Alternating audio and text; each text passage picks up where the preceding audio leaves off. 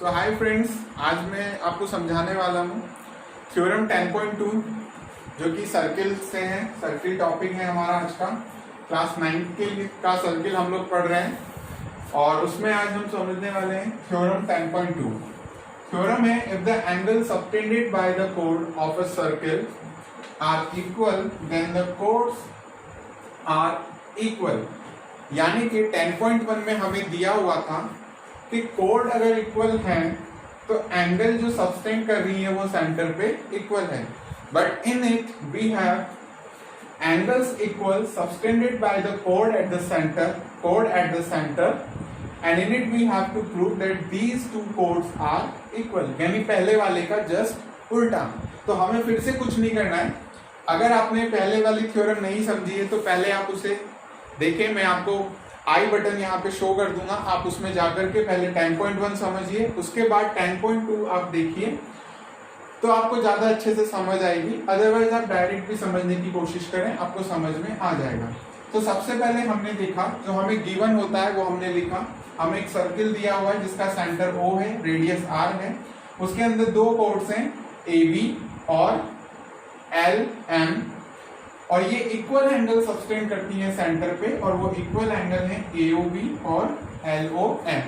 और to prove यानी हमें प्रूफ क्या करना है, हमें प्रूफ करना है AB जो है LM के बराबर है। तो सबसे पहले हम वही चीज देखते हैं कि हमें यहाँ पे क्या दिखता है। हमें दो ट्राइंगल्स यहाँ पे दिखते हैं। तो हम सबसे पहले क्या करें, इन दोनों ट्राइंगल को कॉन्ग्रुएंट प्रूफ कर दें। तो चलिए स्टार्ट करते हैं प्रूफ में। In triangle AOB and triangle MOL। तो सबसे पहले हमें ये पता है कि AO क्या है, रेडियस है। AO जब भी सेंटर से कोई लाइन सर्किल के एंड पॉइंट को टच करती है तो वो क्या होती है, रेडियस। और यहाँ पे ये जो AO है इसके बराबर होगा OM के। सर्किल में आप कहीं भी रेडियस बनाएं, रेडियस हमेशा क्या होती है, बराबर होती है। तो अगर AO रेडियस है तो OM भी तो रेडियस है। Then AO will be equal to the OM। AO equal to the OM और रीजन हम क्या लिख देंगे, रेडियस। उसके बाद नेक्स्ट थिंग हमें दी हुई है जो गिवन है क्वेश्चन में, वो क्या है, एंगल AOB।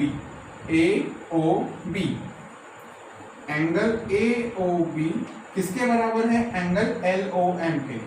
एंगल LOM इसके रीजन में हम लिखेंगे गिवन। जो हमें क्वेश्चन में दिया हुआ होता है उसका रीजन हम गिवन लिखते हैं। और नेक्स्ट हमें फिर से मिलता है OB भी क्या है, रेडियस है। तो OB रेडियस है तो वो किसके बराबर है, OL के। उसका रीजन भी हम क्या लिखेंगे, रेडियस। तो हमें ये कौन सा प्रॉपर्टी अप्लाई करनी है यहाँ पे, कॉन्ग्रुएंसी की, साइड एंगल साइड। तो हम यहाँ पे लिखेंगे by side angle side triangle AOB congruent है ट्राइंगल MOL के। और जब दो ट्राइंगल कॉन्ग्रुएंट हो जाते हैं तो हम CP/CT अप्लाई करते हैं क्योंकि उनके कॉन्ग्रुएंस पार्ट भी इक्वल होते हैं। तो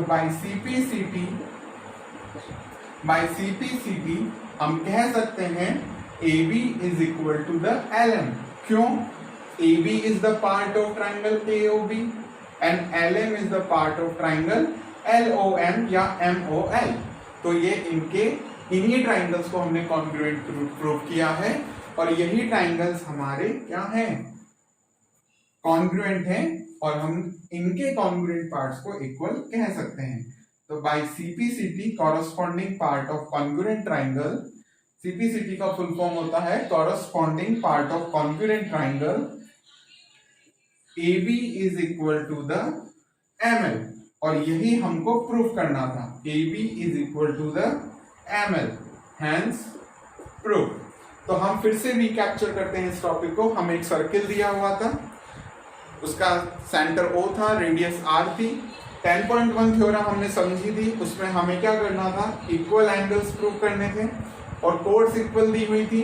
इसमें जस्ट उसका उल्टा है, इक्वल एंगल्स दिए हुए हैं और कोड्स हमें इक्वल प्रूव करनी है। तो फिर से हमने दो ट्राइंगल लिए AOB और MOL और उसके अंदर सबसे पहले हमने 3 प्रॉपर्टी प्रूव कर दी जो कि इक्वल हैं। प्रॉपर्टी से मतलब हमने 3 चीजें प्रूव कर दी। किसी भी ट्राइंगल को कॉन्ग्रुएंट प्रूव करने के लिए हमें 3 चीजें चाहिए होती हैं, और जब हमने इक्वल करके देखा तो हमें दिखा ये बना है साइड एंगल साइड। तो साइड एंगल साइड से ट्राइंगल AOB बराबर है ट्राइंगल MOL के, और कॉरस्पॉन्डिंग पार्ट्स जो होते हैं कॉन्ग्रुएंट ट्राइंगल्स के, वो भी इक्वल होते हैं। तो हमने यहाँ लिखा by CP AB is equal to the ML। Next theorem जो मैं आपको समझाने वाला हूँ थ्योरम 10.3, लेकिन उससे पहले अगर आपको इस थ्योरम में कोई भी डाउट है तो आप मुझे कमेंट करके जरूर बताएं। I will try my best to solve your all the doubts, and please like and subscribe my channel. और मिलते हैं थ्योरम 10.3 के साथ नेक्स्ट वीडियो में। Thank you.